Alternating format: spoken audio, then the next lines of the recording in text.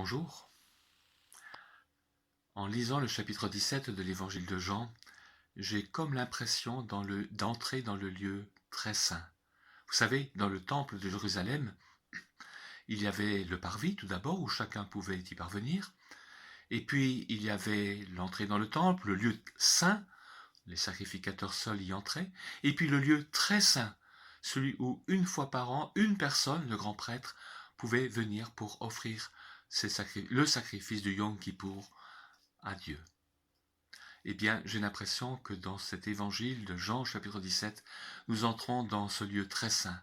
Jésus nous y révèle, nous dévoile son intimité avec Dieu, nous le découvrons.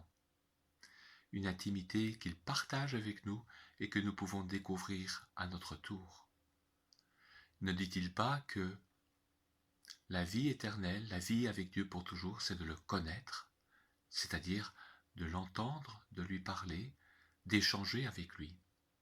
C'est cela la vie éternelle, la vie avec Dieu. Les premiers mots de Jésus sont « Père ». Oui, c'est bien à cela que Jésus veut nous introduire. Et c'était le sens de la prière qu'il nous a enseignée, « Notre Père qui es aux cieux, que ton nom soit sanctifié ». Notre Père. Notez que Jésus ne baisse pas la tête, ne ferme pas les yeux quand il prie, il lève les yeux vers son Père qui est dans les cieux.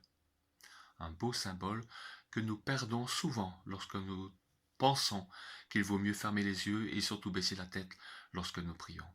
Ce n'était pas le cas de Jésus. Père, l'heure est venue, le moment est arrivé. Plusieurs fois dans l'évangile de Jean, il nous est dit que son heure n'était pas encore arrivée. On veut le tuer, mais ce n'est pas le bon moment et Jésus échappe.